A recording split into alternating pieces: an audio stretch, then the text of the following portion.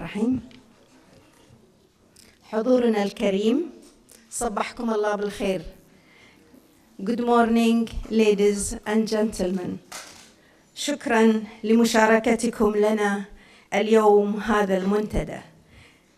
واسمحوا لي أن أوجه على وجه الخصوص برنامج الاتحاد الأوربي للتوعية والتواصل لدعمه ومشاركته لنا هذا العام. واسمحوا لي أيضاً باسمكم جميعاً أرحب بالوزير اليوم من الاتحاد الأوروبي. فأهلاً وسهلاً بكم جميعاً.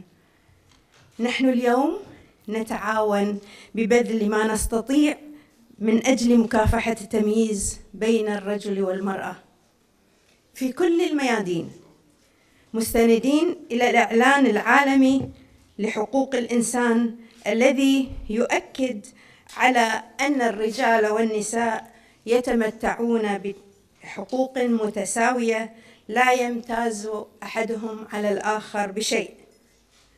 إن هذه المساواة والتقدم في طريق الوصول إليها شرط أساسي لتقدم مجتمعنا ونهضة بلادنا. وعلى مدى عقود عملنا في الجمعية الثقافية الاجتماعية النسائية بأقصى طاقاتنا من أجل تحقيق ذلك، ولقد ابتهجنا عندما توجت جهودنا بالاعتراف بحقوقنا وتمكنت المرأة الكويتية بحقوقها السياسية. لقد اعتبرنا ولا نزال أن هذا الانتصار هو المدخل الرئيسي لتمكيننا من بقية حقوقنا، إلا أن ذلك لم يحصل مع الأسف الشديد،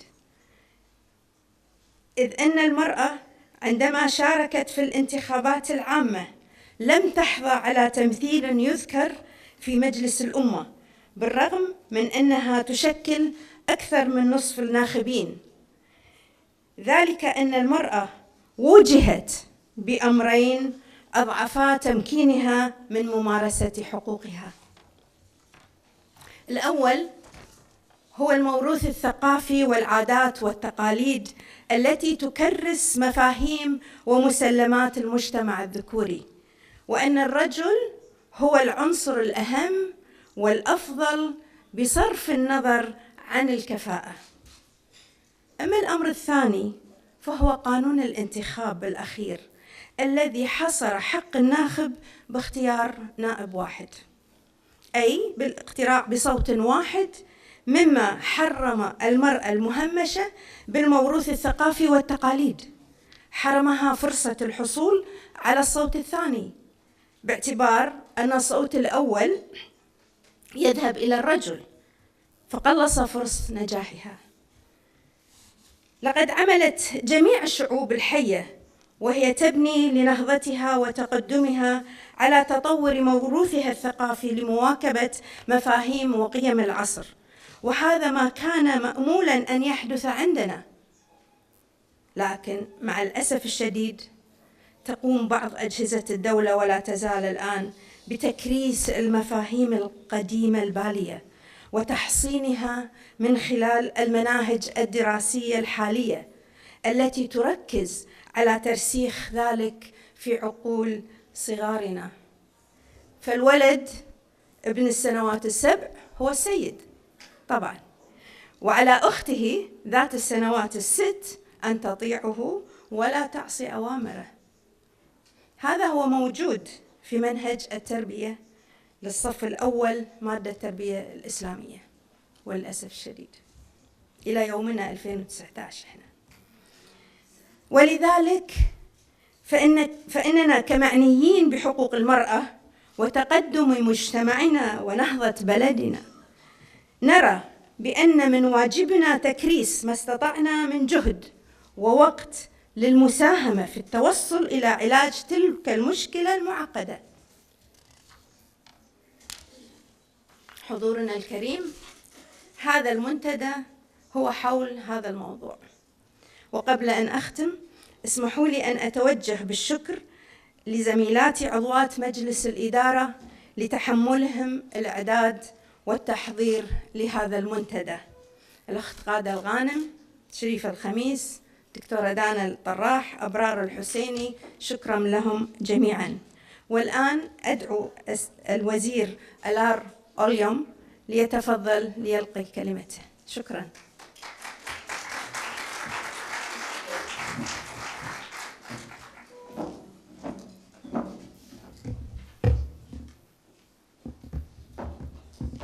Sabah ol-Khair, good morning.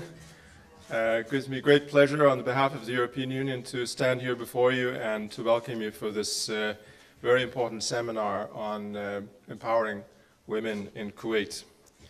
I welcome that this event comes just a few days after the International Women's Day, and it coincides, in fact, with the 63rd session of the Commission on the Status of Women as the key policymaking United Nations forum on gender equality and the advancement of women and girls' human rights. Gender equality and women empowerment in politics, business, and beyond is a priority of the European Union internal and external policy. The European Union is continuously and fully committed to the promotion of gender equality and women and girls' empowerment at all levels and everywhere. Women and girls represent half of the world's population, but women leaders, whether in politics or in business around the world, are still underrepresented. The numbers still confirm that the unequal balance of power between women and men persists. As of January of this year, globally, 11 women are serving as head of state and 10 are serving as head of government.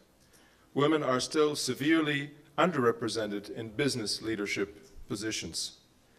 Women-led companies make up only 4% of the Fortune 500 companies, a trend that holds steady throughout most business sectors across the world. With reference to the European Union, out of 28 European commissioners who were appointed in 2014, only 9, including my boss, Federica Mogherini, are women. Women thus represent around 33% of the college. Let me, on behalf of the European Union, commend Kuwait for having been one of the first countries in this region to give full political rights to women after a long journey started during the 90s when they have played a key role during the Iraqi occupation. After having acquired the right to vote and run for office in 2005, women in Kuwait have occupied many leading positions.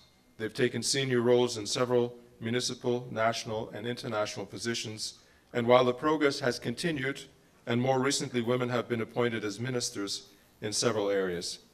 But despite these encouraging figures, we note still low levels of political participation to date. As you know, one woman only was elected to the National Assembly, as well as the still insufficient women's participation in the economy. This means that further efforts are needed, and I hope today's seminar will help contribute towards that. We all need, also on the European Union side, to overcome the traditional marginalization of women, and we need to find a way to combine the traditional and the new roles that women can occupy. We need to empower women globally, regionally, and nationally, including in conflict and crisis as mediators. Around the world, an impressive number of highly skilled, innovative, and powerful women are ready to engage in politics and in economics, to step up in national parliaments, boardrooms, and universities, just to mention a few. Women have a lot to offer. Their role as political leaders is to give critical and valuable inputs for putting in place a proper institutional framework, justice and legislation, forging gender-responsive policies and actions, supporting the effective implementation and continued strengthening of these policies and actions. When women are educated, included, and empowered, and can make decisions and lead change for themselves in their communities, countries, and the world, there is a ripple effect to everyone's benefit. Women are an invaluable resource in the government offices, in the boardroom, on the Senate floor, at the podium, and at the head of the table. So far, no society in the world sufficiently includes women or enables them to fully advance, and we need to work for changing this. We need to create a level playing field for ensuring adequate conditions to women for taking part in all spheres and at all levels of economic and political life. Empowerment of women requires firm political commitment, leadership, new approaches, adequate resources, and increased cooperation. The European Union also considers of the utmost importance to engage not only with men, but also with boys. It is important to make men, and in particular boys, since their young age, to change their attitudes. Promoting positive, gender equitable, and non-violent masculinity, an essential step towards fostering peaceful, gender equal, and inclusive societies. We know that a collective action is necessary to make concrete progress and to have a forceful effect worldwide. Today's multiple and interconnected challenges require the knowledge, experiences, and contributions of all women and men on an equal footing as the condition for inclusive and equitable economic growth. Like men, women and girls are equally entitled to leadership positions and meaningful participation in decision-making, and they have the required expertise to be effective and successful in doing so. Ladies and gentlemen, once again, let me congratulate the Women's Cultural Society on all their hard work in putting together this event, and it gives me great pleasure to be your partner here today, and I look forward to our deliberations. Thank you.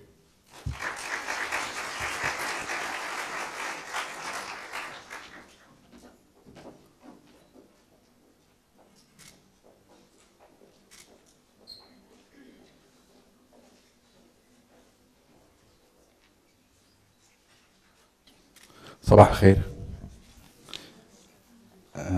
بداية كل الشكر حق الجمعية الثقافية الاجتماعية النسائية والاتحاد الأوربي أيضا على أنهم شرفوني أني أكون في إدارة الحوار في الجلسات الصباحية لهذا المنتدى، فألف شكر لكم على هذه الدعوة. أنا علي خاجة، مشكورين وايد، وشكرا على دوركم وجهدكم المبذول دائما وباستمرار في هذه القضايا، والقضايا اللي تشغل مو المرأة بس، تشغل المجتمع بشكل عام، سواء كان على الصعيد المحلي أو حتى على الصعيد الإقليمي والدولي، فألف شكر لكم.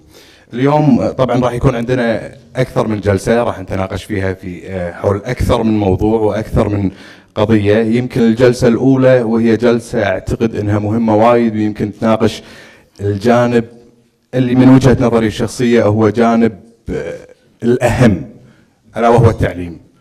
إذا تكلمنا عن التعليم والتعليم وما ينقصه وما يحتاجه هذا التعليم من مقومات في كل الاتجاهات، ما هي بس باتجاه تمكين المرأة، لكن في كل الاتجاهات لمجتمع أفضل، لمستقبل أفضل.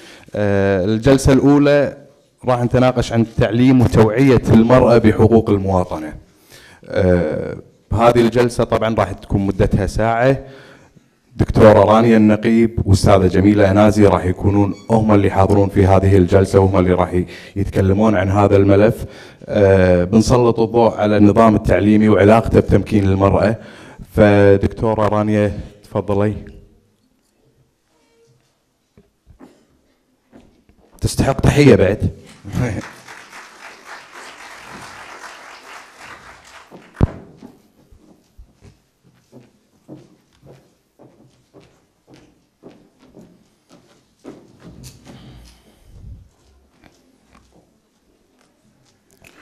واستاذة جميلة أنازي تفضلي أيضا شرفينا.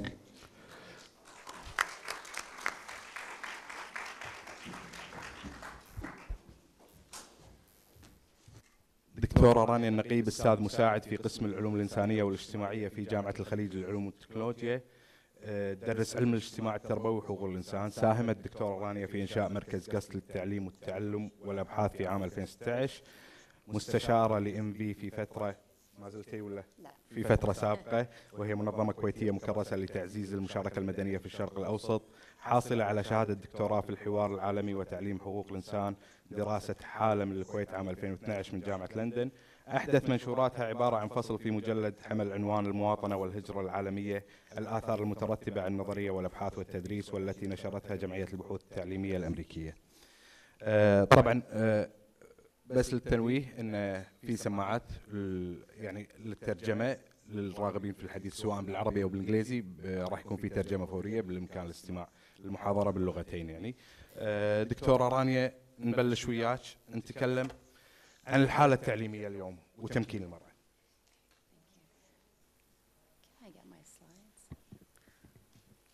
Is this on? Yeah. I wanted to first thank the Women's Cultural and Social Society and the EU for inviting me to this really timely and necessary event. Thank you very much. My talk today is about the role of education in women's empowerment, and I think we can all agree that it's a very important one. I wanted to start, let me see if I know how to use this. Yes. With Article 29 of the Kuwaiti Constitution, which I'm sure most of you are familiar with, which states all people are equal in human dignity and in public rights and duties before the law, without distinction to race, origin, language, or religion. In Arabic, race is referred to as jins, and people often mistakenly think jins is meant to mean gender, but if you look at transcripts from when the Constitution was drafted, it does in fact refer to race. And so the English translation is correct. When I taught this last week to my students at GUST in my human rights class, one of the boys said to me, what difference does it make if gender is missing as a category when it says all people are equal in human dignity? And I said, okay, well, if we stopped after the word all people are equal in human rights and dignity before the law, full stop, that might have been acceptable. But once you start putting categories and omitting other categories, then it becomes less acceptable. Because by omitting gender, we are either saying that gender is not worthy of the same rights, women, men and women do not have the same rights, or we are saying that women already have their rights and therefore gender is not a category we need to worry about, which we know is not the case. I then, to make the point even clearer, talked to them about the International Bill of Rights. So Kuwait in 1996 ratified both covenants in the International Bill of Rights, the International Covenant on Civil and Political Rights and the Covenant on Economic, Social, and Cultural Rights. Articles 2 and 3 talk about the rights and the categories again. So it says each state party to the present covenant undertakes to respect and to ensure to all individuals within its territory and subject to its jurisdiction the rights recognized in the present covenant without distinction of any kind, such as race, color, sex, language, religion, political or other opinion, national or social origin, property, birth, or other status. Article 3 says that the state parties to the present covenant undertake to ensure the equal rights of men and women to the enjoyment of all civil and political rights, or in the other covenant, economic, social, and cultural rights set forth in the present covenant. So Kuwait is legally bound, of course, by these two covenants. And when we ratified in 1996, we put an interpretive declaration on these two articles, which states, although the government of Kuwait endorses the worthy principles embodied in these two articles as consistent with the provisions of the Kuwaiti Constitution in general and of its Article 29 in particular, the rights to which the articles refer must be exercised within the limits set by Kuwaiti law. So putting an interpretive declaration on these two states that perhaps we're not ready to include all categories in our Constitution, and that includes women. We also have ratified CEDAW, the Convention on the Elimination of All Forms of Discrimination Against Women, which states that state parties condemn discrimination against women in all its forms and agree to pursue by all appropriate means and without delay a policy of eliminating discrimination against women, and to this end undertake to embody the principle of equality of men and women in their national constitutions. Okay, so we are in violation of CEDAW by not having gender in our constitution. Okay, so you might be thinking, okay, fine, but what's all this to do with education? My PhD supervisor is famous for always saying, a right is not a right unless you know about it. So we need to be teaching human rights in our schools, particularly women's rights as human rights. So let's look at what our human rights course for 12th graders, which is called الدستور وحقوق الإنسان, says about women's rights. Okay, so the introduction starts out pretty strong, and it says المرأة شأنها شأن الرجل في الحقوق والواجبات لها ما له وعليها ما عليه لكونها إنسانا مثله وتساويه في المواطنة. So that says basically that a woman is the same as a man in rights and responsibilities. She has what he has, and she has duties, the same duties as he does, because she's a human just like him, and she's equal to him in citizenship. Pretty strong. And then it goes a bit awry. ولكن طبيعة المرأة المختلفة خلقة ودورا وظروفا استدعت التركيز على حقوق خاصة بها. So now it's saying that women are very different in terms of how they were created and their role and their circumstances, and therefore there are rights that are particular to her. But we're not talking about rights particular to women. We're talking about human rights as women's rights. So that's a little bit sketchy. It then redeems itself briefly by acknowledging that women have struggled for rights historically, and this is not a new struggle. It attributes these struggles to discrimination and also to violations she faced during wars and natural disasters. A list of 5 ways in which women's rights have been historically violated is then presented. However, none relate to Kuwait specifically. You have female infanticide, female sacrifice, the treatment of women with contempt and as of lesser status than men, the categorization of women with children and the insane, and the view of women as personal possessions. The use of the past tense in presenting this list implies that women are no longer treated this way, whether in Kuwait or elsewhere.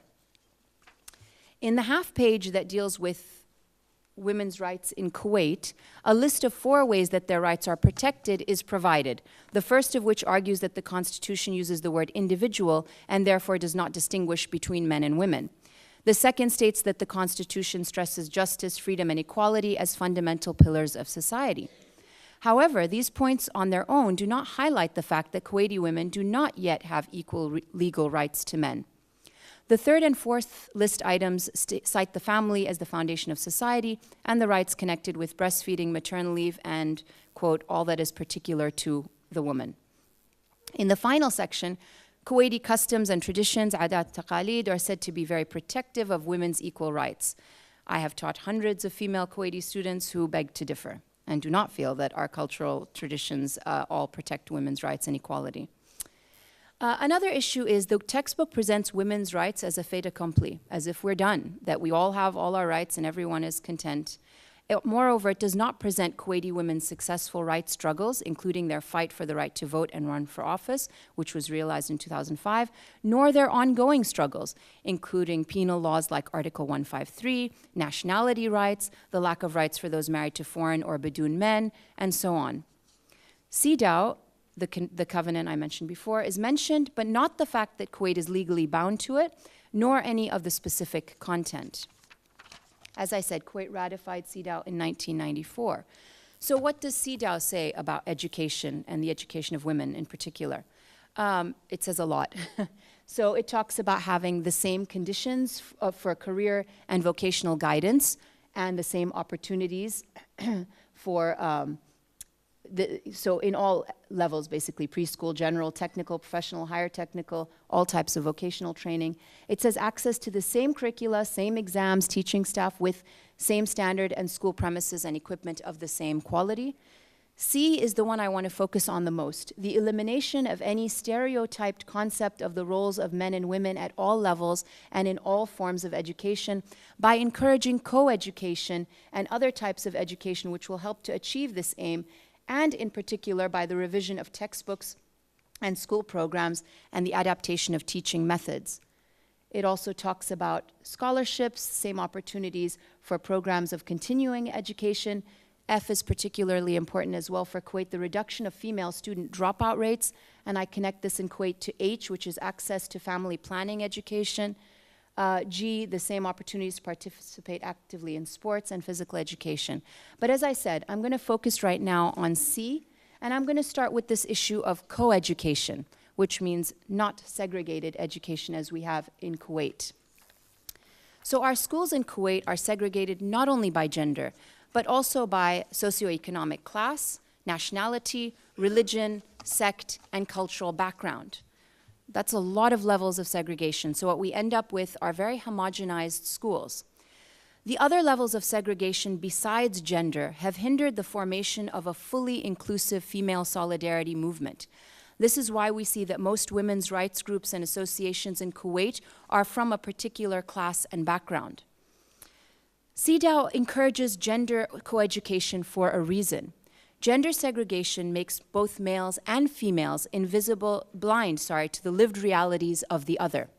It also makes it extremely challenging for women to access the power structures necessary to affect real change, because, as we know, those power structures are male-dominated. Gender segregation also results in a gendered experience of education, as well as in the perpetuation of the status quo through the explicit and hidden curricula. This gendered experience for female students includes an exaggerated attention on the female physicality. This includes a hyper-focus on dress code issues, such as the choice between skirts or trousers, the former being preferred, the length of skirts, with girls being told off if their skirts are deemed too short, the posture of girls when they sit, knees must be pressed together. My students would often complain about how many times they were told to close their legs repeatedly during the day. The issue of hijab, with girls often feeling pressure to wear it, and those who do often being celebrated in end-of-year parties. Hair color and hair length comes up a lot. Nail polish is another sticking point. I once heard a student being asked by a teacher whether she prayed that day, and when she said yes, she did, the teacher snapped at her, well, your prayer wasn't accepted, you're wearing nail polish, go take it off.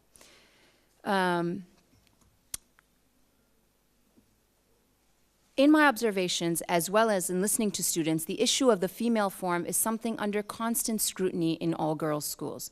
Even in PE, for example, girls complained to me that they rarely ever got to actually do anything in PE classes. The way they were assessed was that they were told stand up, and if their uniform was correct, they passed. The boys, on the other hand, said they were never assessed on their uniform, and they actually had regular PE classes that they got to participate in. These types of gender stereotypes are pervasive, and a further example is in the explicit curriculum in the choice of electives offered to boys and girls. This is a slide borrowed from one of my students' human rights projects at GUST, where they visited a number of female and male public high schools in order to determine what was being offered to each. So girls got to choose between home ec, sewing, and cooking classes, and the boys got to choose between electrical skills, wood carving, and traffic classes. The students also, my GUST students also went through the textbooks like Islamic studies, social studies, and others, and counted any and all references to females. They were close to non-existent. This is called symbolic annihilation. When one group is underrepresented, their members are made invisible. The underlying message is that they are uninteresting or unimportant. We do not see many Kuwaiti women in our textbooks. We see very few women at all. So where does that leave us? Does our education system empower women?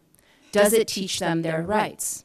Does it provide opportunities for criticality about the status of women's citizenship realities in Kuwait? Does it provide equal opportunities to men?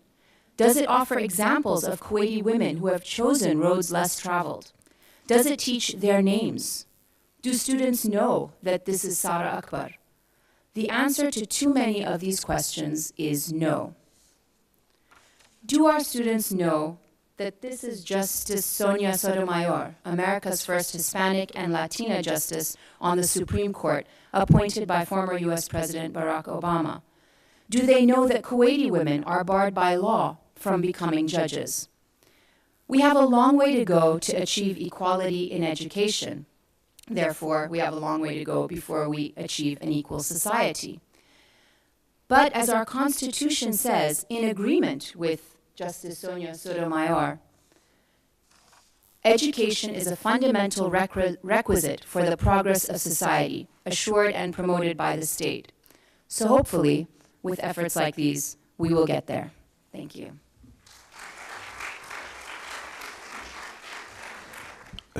شكرا دكتورة. بعد شوي عندي سؤال شلون؟ زين؟ شلون؟ بس بعد شوي بعد ما نتكلم عن تجربة الاتحاد الأوربي في التعليم والتوعية مع السادة جميلة أنازي. السادة جميلة مدربة ومستشارة متحدثة في قضايا المرأة ودعم المساواة، وعلى مدى 15 عاما شاركت مراقبة السياسة الهولندية والأوربية والدولية، وهي كبير مدربين واستشاريين سياسيين دوليين ممثلا عن النساء الهولنديات في الأمم المتحدة. لديها خبرة واسعة وعلى دراية بالعمل مع السياسيين والمسؤولين الحكوميين على أعلى المستويات. تفضلي أستاذة جميلة.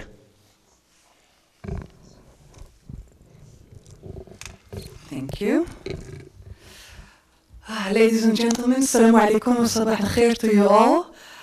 It's my first visit to Kuwait, and I couldn't have asked for a better occasion than an event around International Women's Day on the topic of women's empowerment. It's an honor being part of this day, so thank you to EU POP and thank you Kuwait's Women, Cultural and Social Society for having me. And I applaud you for shedding light on discussing challenges concerning identity and culture like power, privilege, and oppression. And let me wish you all a happy International Women's Day.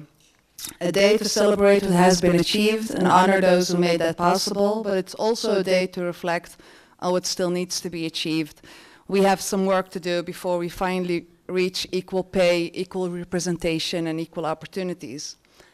Sometimes it feels like we have been dealt a bad card by history, culture, and tradition. Oppression, inequality, and violence are still a daily reality for women, and still women are optimistic and are moving forward, sometimes loud, but mostly through personal revolutions you can't see and can't hear.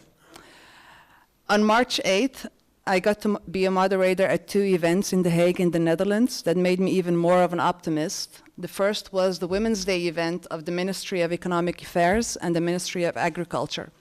The event was initiated by female trainees who had only been working there for a year and saw that there weren't any women in top positions at the ministries. So they invited 2 secretary generals for an honest conversation on what went wrong and how to fix it. For these young women, after being only there for a year, to say there's something wrong and we need to talk about it is the kind of bravery we need more of. And the second event was called Africa Talks and featured 4 women telling their stories and how they drive change in Africa by empowering women, from small initiatives to training women in war zones to be peace builders. And the day after, on March 9th, we had the Women's March in Amsterdam. 15,000 men and women, young and old, white and black, came together to march for equal rights. Even though we have some work to do, it warms my heart that there will always be people willing to do that work. I was asked to share with you some insights on 3 subjects throughout the days and give you some perspectives on education, on laws, and on the role of NGOs in relation to women's empowerment.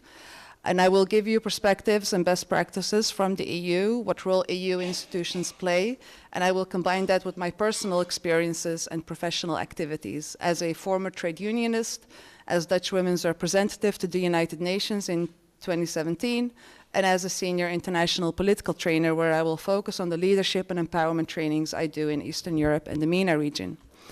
But I am also looking forward to hear your contributions and learn more about Kuwaiti society and the role women play. I am sure part of your culture and traditions will seem familiar to me. Even though I was born and raised in Amsterdam, the Netherlands, a progressive and wealthy part of the world, my mom and dad were both born and raised in North Africa in one of Morocco's rural areas. And they brought us up in a traditional and somewhat conservative way, so I know all too well what it's like to not only have to deal with your parents, but also with the rest of the family, thinking they are entitled to have an opinion on you and your life, the entire Moroccan community, and of course the Muslim community. Even though some may claim it to be a positive thing, I often found it challenging, so part of my own empowerment and personal development was finding a way to deal with those cultural aspects without losing pride in my Moroccan background. And I believe education played a pivotal role in that. Education is the key to women's empowerment. Through it, women have better access and opportunities in the workforce, leading to increased income and less isolation at home or exclusion from financial decisions. And with an education, women are able to live their dreams by pursuing their own goals and values, and it doesn't only benefit them individually. Like Gandhi said, if you educate a man, you educate an individual. If you educate a woman, you educate a family.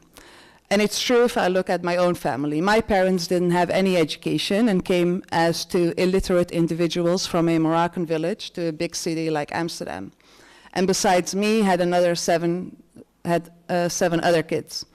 I'm the second and the first in my family to attend college, and I wasn't allowed to go on study trips because it's not for girls, and what were the neighbors going to say?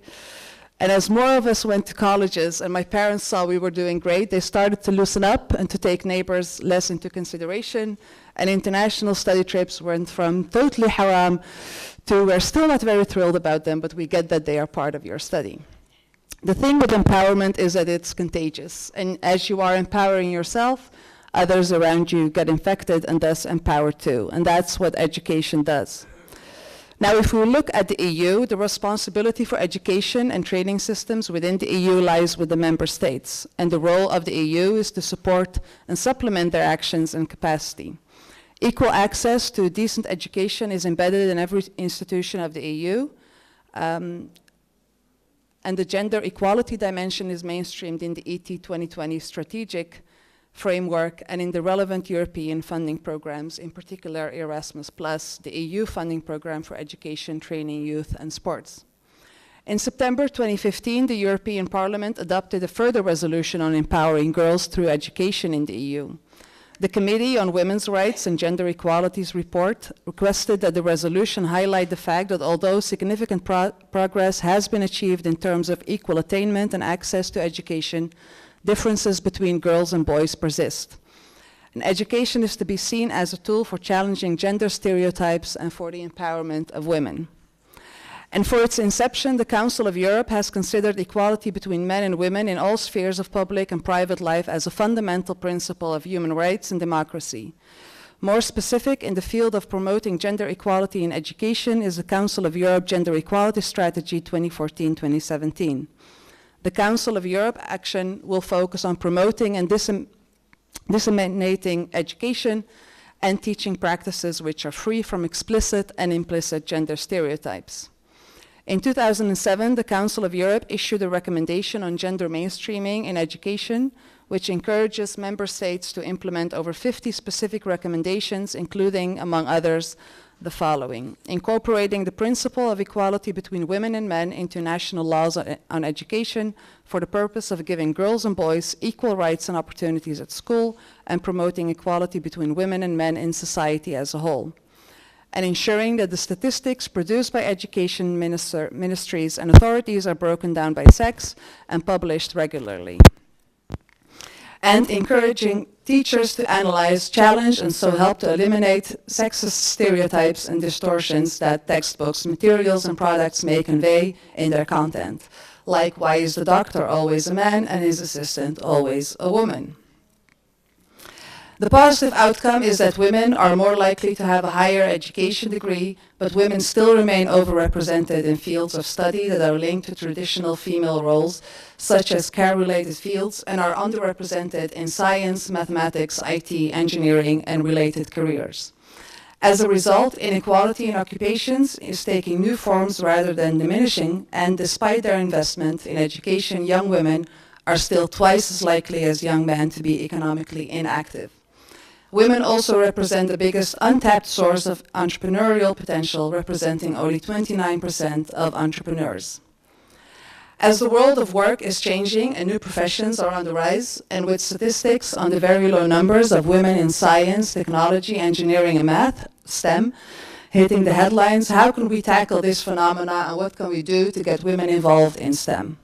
In 2012, the EU launched the Women in Research and Innovation campaign, which is part of a wider strategy for gender equality in research and innovation. It comprised a broad range of activities which aim to address the underrepresentation. Oh. See, there you go with your technique.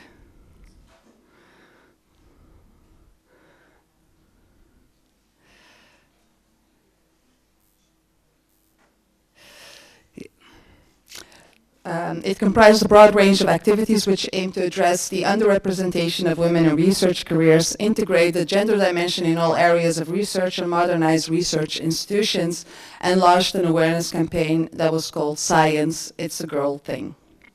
Throughout Europe, you see initiatives popping up aiming at teaching girls how to code, pairing them with a mentor in IT, and exchange programs to get girls more excited about STEM studies and jobs.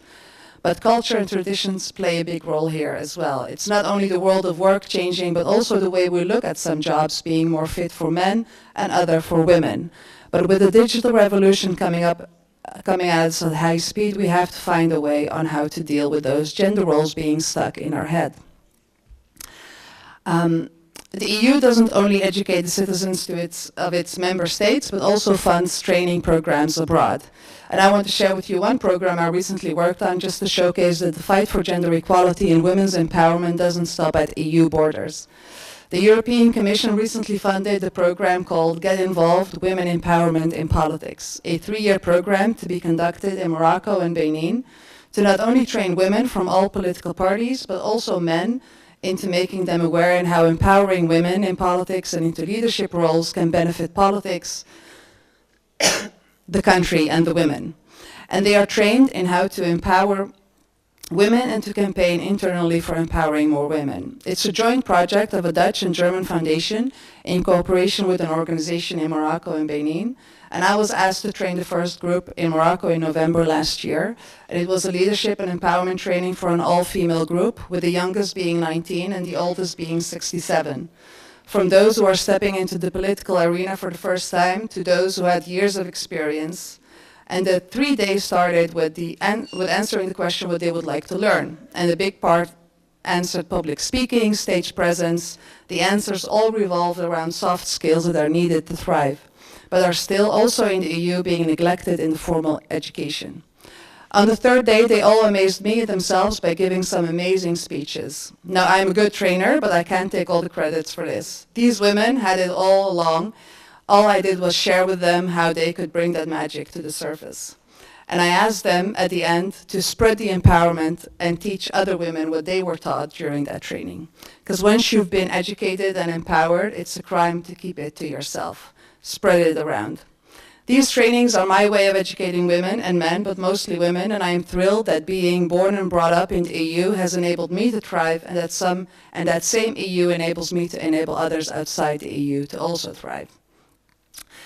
For this session, I was asked to focus on the educational system and its relations to women's empowerment, and I hope I painted a clear picture on what the EU focuses on, and my personal story gives you an even better picture on what the relationship is between education and empowerment. And my story is not unique. It's the story of so many children of migrants, but also the story of so many children of low-income families. Children that got a chance to change the course of history by having access and a right to education. And by executing this right, many parents can go to sleep at night knowing their children have a chance at a brighter future than they could ever imagine. Thank you.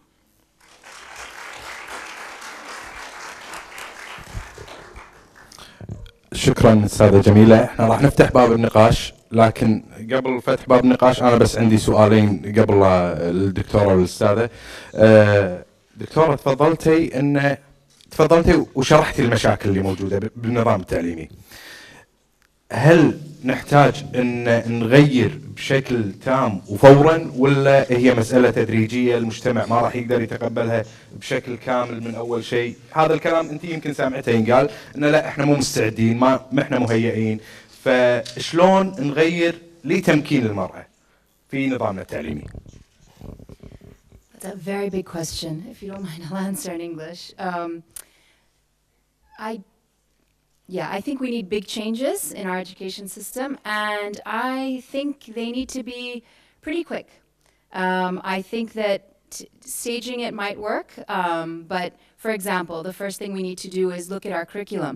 We've recently paid the World Bank millions to overhaul our curriculum and all of that. But we have experts in Kuwait who know Kuwait and who know the issues in Kuwait, who are more than qualified to look at our curriculum and edit our curriculum in a way that takes into account women's rights issues. So we need to look at our human rights curriculum for sure, but we also need to look at content, for example, in the STEM classes that were mentioned. Are women represented in math books? Are women represented in science books? How does Islamic studies, what choices are being made in the content of Islamic studies, and how are those affecting women as well? We need to look for stereotypes in the curriculum, but also in how we treat women. And this means, in order to deal with this issue of stereotypes, we need to mix our schools up. We need to have boys and girls being taught together, and that needs to happen drastically and quickly. So I don't know how we can stage that. We could start in elementary and move that class up and then mix it, but that needs to be done, I feel. We also need to address women's choices of study, because whether the law says they can or cannot, there is a lot of pressure on women to choose certain career paths that are acceptable. Also, we need to address things like dropout rates, like I mentioned. So women start out really well in university, and then by the second or third year, if they've gotten married, if they have kids, they have to drop out. And if that's a choice, that's fine. But a lot of times that also is a result of a lot of pressure. So I think we need to be big and we need to be sudden. And yes, I think society will push back a little bit, but you know, that always happens with whatever change we try to put in, right? Society pushes back. The same thing happened when women got the right to vote and run for office. I also feel we made a big mistake when we enfranchised women. We never put quotas in, which would have sped up equality, which it has been done in most countries when women have been enfranchised, and we see the results. Here we are so many years later, more than a decade later, and we still are struggling to get women into parliament. Getting women into parliament would help address the education system more quickly. So how? Yeah, I think just by that, by using the resources we have in Kuwait, both human resources and material resources, to overhaul the education system. We went from an illiterate to a literate society very quickly, right? Which shows that it is possible. Education is that powerful that you can change things within one generation. So you make the changes, it's painful for a little while, and then within 10 years, you have a completely new society almost, you know? So I think we can do it. I think we just need to be committed, and we need to channel our budget in a way that helps that part, right? Instead of funding these huge projects that look great, but that end up doing nothing really, you know? Inshallah. أستاذة جميلة، تحدثنا عن تجربة الاتحاد الأوربي، ولكن الاتحاد الأوربي عبارة عن مجموعة دول وعبارة عن مجموعة أنماط ومجموعة أفكار. كيف تمكنوا من توحيد هذا النظام التعليمي أو توحيد هذا يعني صنع نظام شبه موحد ما بين دول قد تتفاوت في أفكارها وقد تتفاوت حتى في معتقداتها آرائها، فكيف تم ذلك وهل تم على فترة قصيرة أم كانت استغرقت مدة زمنية طويلة؟ Well, the individual member states are still responsible for their own educational system, so that the Netherlands has its own educational system, and the systems varies from country to country in the European Union. But the things like having a right to education and having access to education and making it possible for members of citizens of the member states to go on exchange programs within the European Union, that was something that was done on an EU level. But the educational systems are still the responsibility of each member state, so that they are still, whether they have religious differences or other ways of educating people, they are still responsible for that part, and all the other parts where it's about access and having no discrimination and being able to go to school whether you're a boy or a girl, that was done on an EU level, and that's it doesn't happen overnight. It takes a long time in politics, and especially when you have to unify a lot of countries in one institution together. But I think because of the responsibility staying in the member states, it was easier to get things done on an EU level when it comes to equal access to education. راح نفتح باب نقاش برفع اليد بس إذا ما عليكم أمر، والشباب اللي موجودين أول شيء تفضلين هني. إيه تفضلين. توصيل المايك هني لو سمحت. عند الكاميرا عند الكاميرا. أيوة.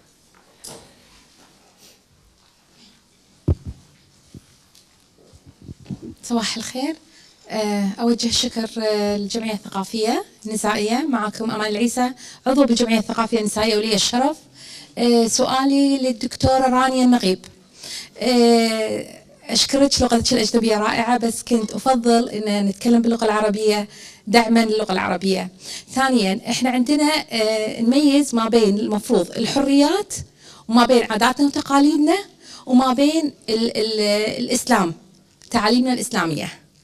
الحين بالنسبة حق إن الطالبة إنها تتعرض للسؤال إذا كانت حاطة صبغ أظافر أو لا، وإن هي صلت أو لا، هذا يدخل مو بالحريات. هني احنا ندخل الخطوط على بعضها. احنا نحافظ على الحريات وانها تعامل كإنسان، ولكن بالحفاظ على عاداتنا وتقاليدنا وبالحفاظ على التعاليم الإسلامية على حسب الحذافيرها الموجودة، دون المغالاة ودون الفهم الخاطئ للتعاليم. وشكرا، كانت مادتك رائعة. شكرا. لا ناخذ المداخلات بعدها. تفضل هني لو سمحت، ثاني سطر لو سمحت.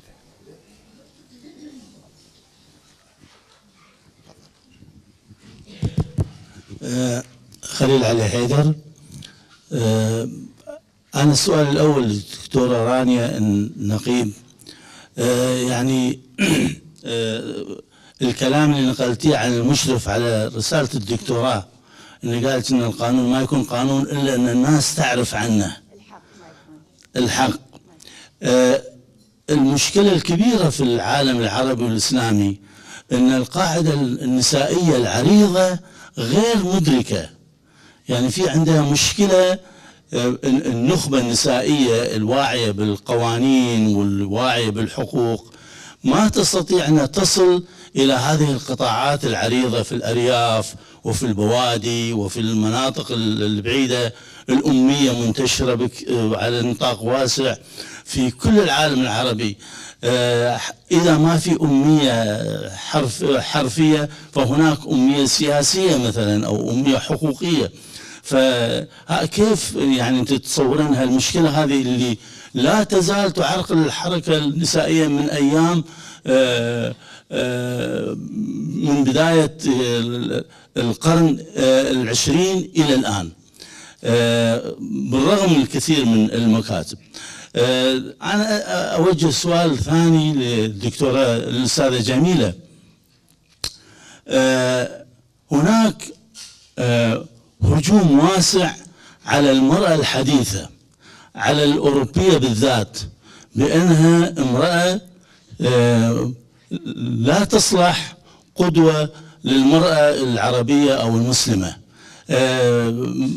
بطلت تنجب، الشعوب الأوروبية في انحدار، أعدادها قاعدة تتقلص، ألمانيا، روسيا، كل هذه الدول فيها مشكلة إنجاب. هي نفسها وحيدة، مكتئبة. يعني هذه الصورة اللي هم يرسمونها للمرأة الأوروبية. أنا ما أشوف إجابات كثيرة من الحركات النسائية في هذا المجال. يعني يضربون الحداثة في أصولها. هم عندهم هجومهم، وبالذات هذا الشيء المدعوم من الجماعات المتزمتة وكذا، هجومهم على الرجل، على القيم، حتى على الديمقراطية، حتى على المساواة. في كتاب عرب ما يأيدون المساواة كانوا. الآن الصورة تتغير، بس ما أدري، يعني لا تزال الحجج قوية ضد المرأة. وشكرا. شكرا أستاذ. في أي سؤال ثاني؟ Okay, I'm going to tell it to you. تفضلي. Thank you very much for that most interesting, Dr. Rania Nakib and Mrs. Jamila Ansi. Thank you very much for that presentation. Dr. Rania, I just want to ask you this. You spoke about the role of you said that women from a certain social strata were more involved in the fight for empowerment, and I just wanted you to just emphasize, highlight that, and take it a little bit further. I'm interested in learning about that. And has the situation changed in recent years? Thank you very much. شكرا. راح نبدي بالإجابات. فدكتورة رانيا، أول سؤال كان هو التفرقة ما بين الحرية يعني وبعض الامور التنظيميه، يمكن كان مثال صبغ الاظافر وكذي، وغير عدم الحديث باللغه العربيه. I'll start with that one. So yes, I would have loved to speak in Arabic. English is my first language because I went to English-speaking schools and it was the language spoken at home. So while I do speak in Arabic, in formal situations, my Arabic is quite weak. So I felt it would be easier for me to do it in English. Okay, your question was very, very important in terms of looking at freedom, rights, religion, and perhaps sometimes the tensions. And the whole point of an education system is to allow a space to deal with those kinds of tensions. So for example, if you look in our Dastur wa Huquq al-Insan book, it says a lot of things about rights that actually contradict the content in the Tarbiyah Islamiyya textbooks, okay? But students aren't allowed to debate, what does that mean? If this is saying this and this is saying this, how do we reconcile those two tensions? How do we make them fit together? And that's the whole point of education, is to sit and to discuss and to figure out these things. Also, you know, we tend to talk about adat taqalid in Kuwait as though they are fixed. And we know culture is not fixed. Traditions are not fixed. They change, they evolve, hopefully they progress. And the ones that no longer serve us are left behind. When it comes to the example of the nail polish, all schools have dress codes. Nail polish is banned in most schools in the world. And that's fine. I have no issue with a teacher telling her student, don't wear nail polish to school. Absolutely. But when you ask a student and you get into her personal life and ask her about her prayers, and then you decide for her that her prayer has not been accepted, and all of those things, I find that crossing a line. And I think that's what girls experience in segregated schools a lot more than men. This hyper focus on their bodies, on their physicality. Boys don't face the same. They may get chastised if their hair is too long, maybe, but not much, right? And so this is a stereotype and a pressure on women to behave a certain way. And it's the underlying messages. You know, when they're told to sit a certain way and close your legs, the implication is that you need to make sure that you are preserving the dignity not only of yourself, but of men around you, right? That they are your responsibility as well. So these are the types of messages that come with these dress code and those issues. So when we talk about rights and we talk about traditions and we talk about religion, a school is a space where we need to address all those issues and all those tensions. And we can't just assume. We keep talking about religion and culture as if there's one agreed upon form between all Kuwaitis, and that we all have the same religion and that we all have the same culture. We may follow one religion, but the interpretations of that religion vary greatly. You can just look around this room and you'll see very, very different interpretations. So we cannot enforce a single patriarchal, usually, model of Islam when our students come from various backgrounds and have various beliefs, and the same goes for cultural. And that's why it's so important to teach the Constitution and to teach human rights, because human rights includes the right to religion and to practice your religion the way you choose to practice your religion, right? And so that's one way of dealing with some of these tensions, is to remember that, oh, I have the right to culture, I have the right to religion, but so does the person next to me, and that might look different, and that's okay. And these are the types of differences we need to be bridging in our society, I feel. So I hope that answered your question. Okay. Okay. Even though it was in English. Yes, sure. A right is not a right unless you know about it. Yes, I mean, it is very difficult to make sure that people know about their rights. And we need to start with education. And I'm not talking about high school. You know, it's great. We started Dastur wa Huquq al-Insan in 10th grade, and then we changed it and made it only 12th grade. But this needs to start in primary school, right? Teaching about human rights is something you learn from when you're a child. And once you learn that in your schools from when you're a child, it becomes something normal. But the thing about human rights is it happens on 3 levels. You teach about human rights. So you teach the Dastur, you teach about CEDAW, the rights of women, you teach about, you know, the covenants, all of the different, the law, we teach those. That's teaching about human rights. But you also have to teach through human rights, which means schools have to respect the rights of their students, meaning that they need to be coeducational, boys and girls need to be treated equally, our curriculum needs to represent both, all of those things. And then there's a 3rd level, education for human rights. This is the most important level to me, because that means when you learn about human rights and you learn through human rights, you suddenly become a fighter for human rights. So you go out into your society after you finish and you become one of the participants in the struggle for human rights. Is it easy? No. And it's only made more difficult when the school is not being part of that process and is not teaching human rights from a young age. Because yes, as families, we can do that at home and all of that. But as a society, if we want it as a society, it has to start in schools, and it has to start way before high school, I would say. Does that kind of address your question? And the final question was about the women's associations and women's groups. So historically in Kuwait, the women's associations and women's rights groups have been mostly from the elite, educated upper class of women. And Hayal Mughni talks about this a lot better than I do. So she's someone you can read about. And this is particularly problematic because populations in Kuwait, like for example the Bedou women, tend to have been excluded and or harder to reach, and they suffer probably most from the patriarchal and perhaps unequal welfare system. Have I noticed a difference? Slowly. I mean, I look around at the audience, I feel like, you know, still I can see we still haven't necessarily, we're not a completely inclusive movement yet.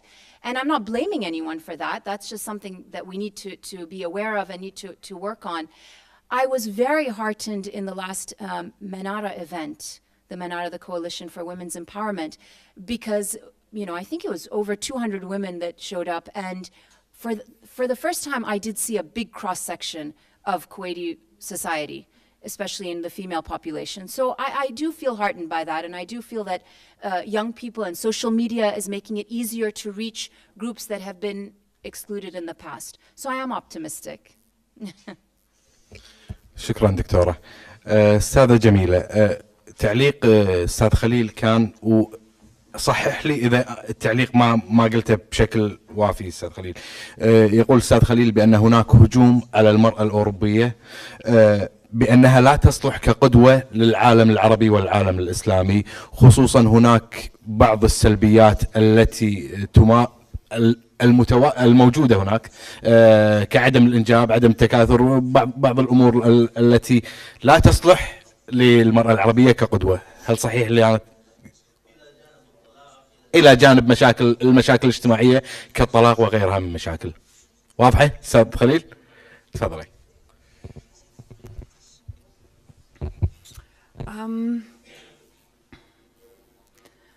I don't think European women consider themselves to be a role model or an example for women in this region or in the MENA region, because there are two completely different regions. So I don't think that one can expect for us to believe that we are a role model for women in Kuwait or in other countries around here. So I haven't experienced that attack being in the Netherlands.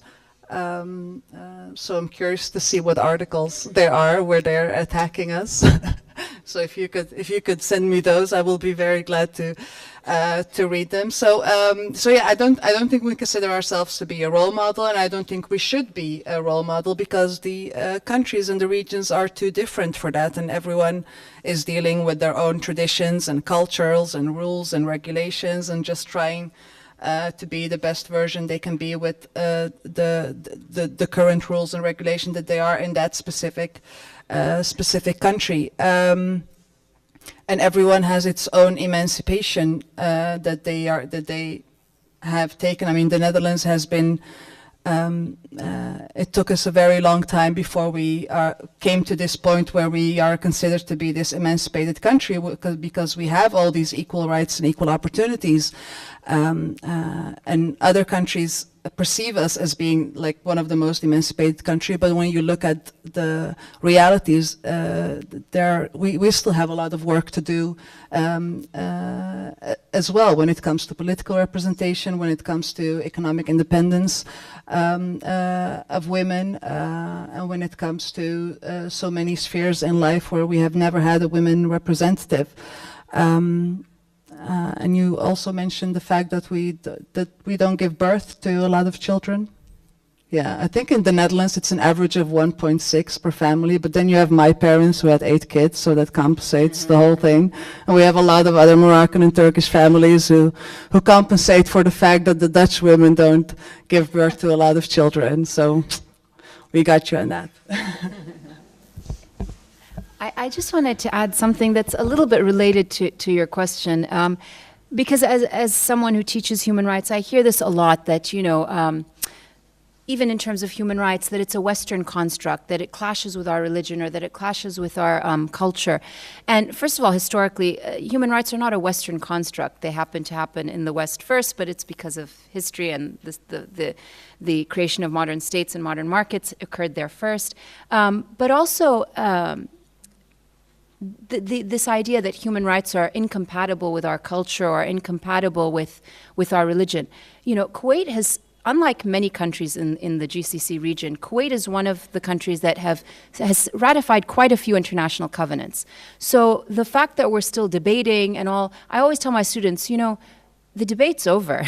We've made these commitments to the UN. We are legally bound by these covenants. We didn't say at that time that this is clashing with our culture, or that this, we had that debate, we agreed, we signed, and now the time is to move on and to do it, right?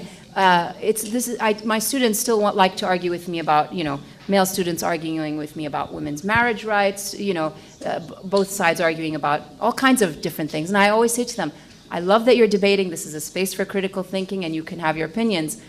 But as a legal standpoint, we need to start moving forward because we've already made these commitments. So the idea of, is this Western, is this compatible with our religion or our culture? Yeah, I think we agreed that it was, and that's why we made these commitments, and that's what we want as a society. So let's do it. Let's move on. شكرا دكتور رانيا، شكرا أستاذة جميلة. تنتهي الحلقة النقاشية الحين. أنا قاعد أشوف رفع الإيد، فيها واسطات كنا السالفة شوية. أستاذي تفضل. مساء الخير، شكرا. أنا عبد المحسن مظفر. أنا أتكلم عن عنوان المنتدى، دور الثقافة في تمكين المرأة. وأنا بقول ملاحظتي بألم وأسف، يعني أنا أعتقد المطلوب هو دور المرأة في تمكين نفسها وليس دور الثقافة. أعتقد الثقافة ما أفلحت في تمكين المرأة. والمثال اللي بضربه أنا من تاريخ المرأة في الكويت، لما المرأة نالت حقوقها السياسية بفضل الجمعية الثقافية النسائية ومنظمات وتنظيمات ونداءات وجهود شبابية اجتماعية أخرى، نالت حقوقها السياسية. وكان المناهض لها في هذا بعض التنظيمات اللي نسميها التراثية المتخلفة. للأسف بعد حصولها على حقها السياسي أعطت المرأة بصورة عامة، أعطت صوتها لممثلي التنظيمات الإسلامية التي هي تعارض دور المرأة. ولذلك أنا أقول أننا نحتاج أن المرأة تمكن نفسها من نفسها، مو عن طريق الثقافة. ما أتصور أن الثقافة راح تفيد، لأن الثقافة خلال 50 سنة قاعدين نثقف هذا المجتمع بما فيه الجزء النسائي المرأة، ولكن المرأة هي برغبتها تخلت عن دورها في تمكين نفسها. وآسف أن أقول هالملاحظة السلبية يعني. شكرا. لا بس مشكور أستاذ ابن السن. أستاذ أ.لولوه تفضلي.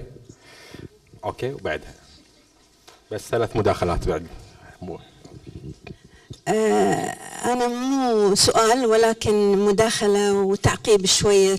وقبل لا أعقب أشكركم على هذا الطرح الجميل وعلى هذه الإدارة الجيدة، شكرا. فقط أركز على موضوع معرفة المرأة لحقوقها، وبس حبيت أتكلم عن مشروع قمنا فيه في الجمعية الثقافية النسائية، وهو ورقتي. وهذا يعني هو يعني اختصار بالإنجليزي وللأسف، فهو حقوق المرأة والطفل. أخذ منا 4 سنوات إعداد من محاميات، وكانت يعني مشروع جيد ورائد في الكويت، بحيث يجمع كل الحقوق التي تتعلق بالمرأة وتصنيفها ل4 تصنيفات. والجولة الثانية حاولنا أن ننقح القوانين، بحيث القوانين التي يجب أن تلقى القوانين التي لازم نطالب بتكريسها وتطبيقها، أو القوانين التي يجب أن تعدل. وهذه هي في 4 مجالات. موجودين الكتيبات بالطاولة اللي يحب يطلع عليهم. اسم المشروع ورقتي، ونحن يعني تشاركنا مع UNDP، مشكورين لدعمنا في هذا المشروع. وأيضا كملنا احنا كجمعية من بعد انتهاء المشروع، كملنا في تطبيقه مع الوزارات والجهات المعنية، منها العنف ضد المرأة ومنها القوانين الاقتصادية. ولا أريد أن أطيل، الكتب موجودة. ويعني أنا أفتخر أن الجمعية قامت في هذا المشروع، وهي 7 دولة عربية وأول دولة خليجية تطبق هذا المشروع مع UNDP. شكرا. كل الشكر أستاذ أ.لولوه، الجمعية سباقة في هذه الأمور دائما. آخر مداخلة هني لو سمحت.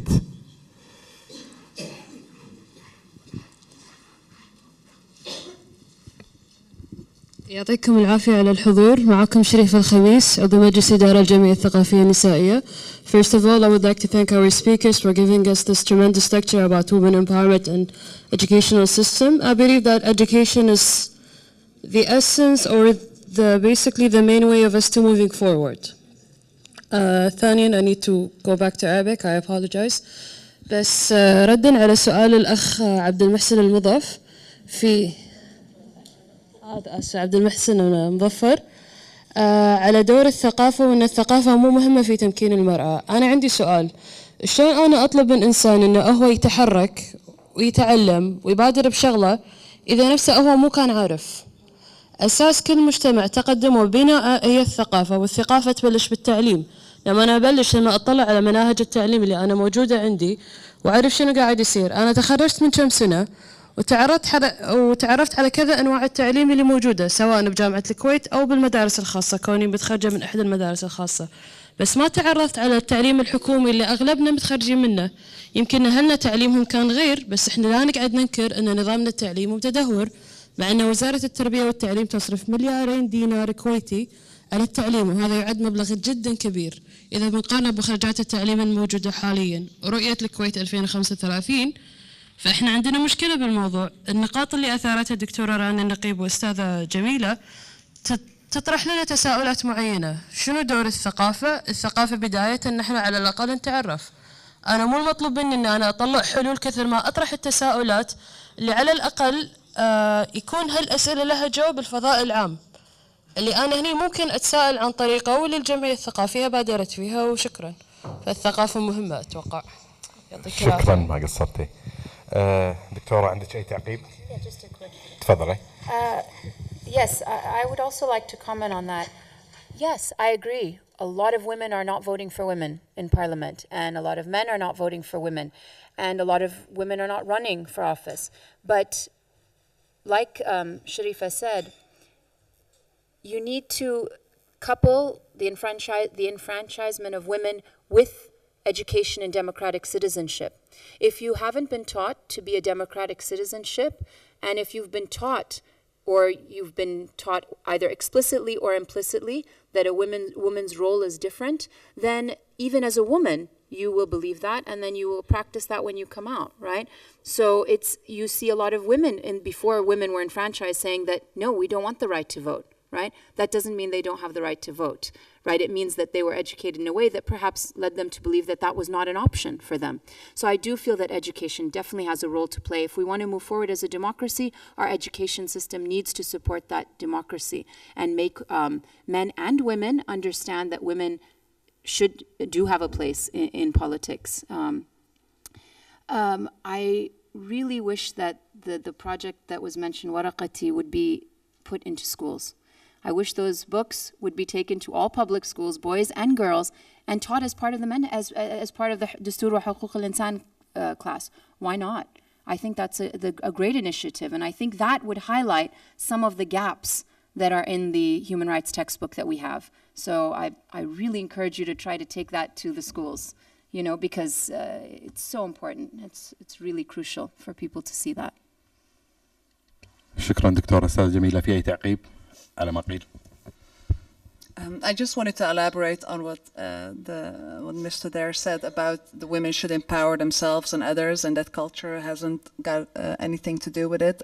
Culture is a very big part of whether you're able to empower yourself or not. When I train women in the MENA region and in Eastern Europe, I don't go there and tell them this is how we do it in Europe, so this is the way you should do it. No, because that's not possible. So I always start the training with a conversation and asking them, tell me something about your country. What is the current status of the country? What are the current issues, challenges? How are women's rights? How is the patriarchy?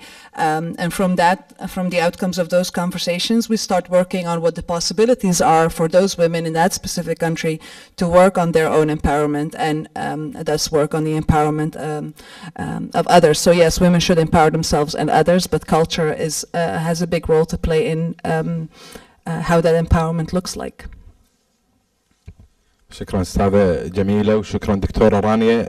هذه الجلسة انتهت، راح يكون في استراحة مدتها 20 دقيقة وبعدها نرجع الساعة 11:15 تقريبا مع الجلسة الثانية انعكاسات العنف على وضع المرأة في الكويت مع دكتورة ملك الرشيد عضو المجلس الأعلى لشؤون الأسرة. خلال فترة البريك إذا ممكن هناك استبيان إذا بالإمكان تم تعبئته خلال فترة البريك، وهو باللغتين العربي والإنجليزي، فإنكم ممنونين إذا عبيتوا لنا، وألف شكر لكم.